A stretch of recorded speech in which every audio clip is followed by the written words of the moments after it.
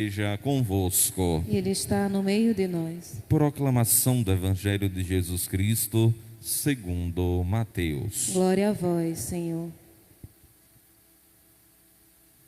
Naquele tempo, Jesus deixou as multidões e foi para casa. Seus discípulos aproximaram-se dele e disseram: Explica-nos a parábola do joio. Jesus respondeu: Aquele que semeia a boa semente é o Filho do homem. O campo é o mundo. A boa semente são os que pertencem ao reino. O joio são os que pertencem ao maligno. O inimigo que semeou o joio é o diabo. A colheita é o fim dos tempos. Os ceifadores são os anjos. Como o joio é recolhido e queimado ao fogo, assim também acontecerá no fim dos tempos. O Filho do homem enviará os seus anjos e eles retirarão do seu reino todos os que fazem outros pecar e os que praticam o mal. E depois os lançarão na fornalha de fogo. Ali haverá choro e ranger de dentes. Então os justos brilharão como o sol no reino de seu Pai. Quem tem ouvidos, ouça. Palavra da salvação. Glória a vós, Senhor. Queridos irmãos e irmãs em Cristo, hoje nos encontramos com o Senhor nesta liturgia da palavra. Nós temos dois textos, a primeira leitura e o Evangelho, e nós temos o Salmo responsorial, que nos traz o refrão, que ajuda a aprofundar a primeira leitura. O refrão é: o Senhor é indulgente e é favorável.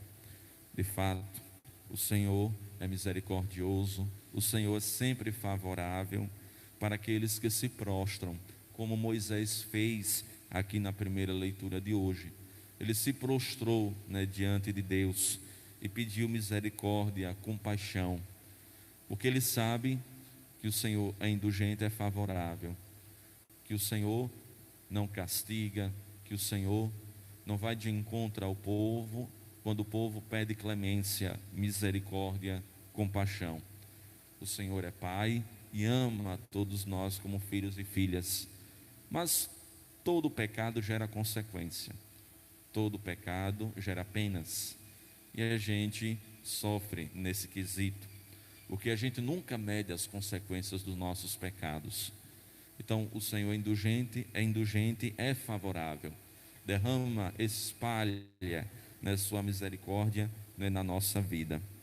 E Moisés conseguiu então esta misericórdia de Deus na vida do povo que estava peregrinando no deserto.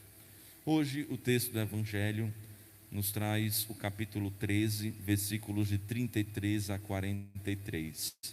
Estamos dando sequência a este belo capítulo do Evangelho de Mateus. Até a próxima sexta-feira nós vamos então debruçar em todo esse capítulo. Já no sábado nós vamos iniciar um outro capítulo, o capítulo 14, com a morte de João Batista degolado. Mas hoje nosso Senhor Jesus Cristo nos dá mais uma homilia. Interessante como Jesus, ele é bastante pedagógico. Ele fala a parábola, proclama a parábola, mas também ele dá a explicação da parábola. Como ele havia dado a explicação da semente que foi lançada nos diversos terrenos, os discípulos também pediram que Jesus desse a explicação da parábola do joio e do trigo. E assim Jesus fez, Jesus respondeu. Ele tomou aqui 7 elementos da parábola do joio e do trigo. Vamos ver se o padre consegue acertar os 7 elementos. Primeiro, a boa semente, que é o Filho do homem. Segundo, o campo, que é o mundo.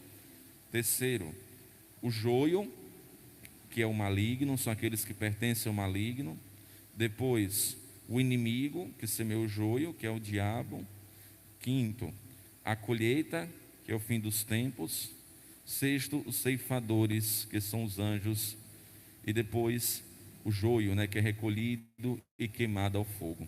Então a gente encontra aqui 7 elementos desse texto, desta parábola do joio, né, e do trigo, que representa toda a nossa vida, toda a nossa vida. A gente se depara também com o mal na nossa vida, e a gente vai fazer o quê? Saber conviver, saber viver com o mal. Os inimigos são aqueles, né, que se apresentam a nós para nos tirar do caminho do Senhor, para fazer com que a palavra seja retirada da nossa vida, para fazer com que a gente se distancie de Deus. E o que fazer, meus irmãos? Saber conviver. Como nosso Senhor nos falou em outro texto, nós não somos do mundo, estamos no mundo, mas nós não somos do mundo. Então é preciso saber conviver, né, com toda essa realidade da nossa vida. A gente não vai tomar as mesmas atitudes, né, de todo esse povo, de toda essa mentalidade, né, que nos envolve.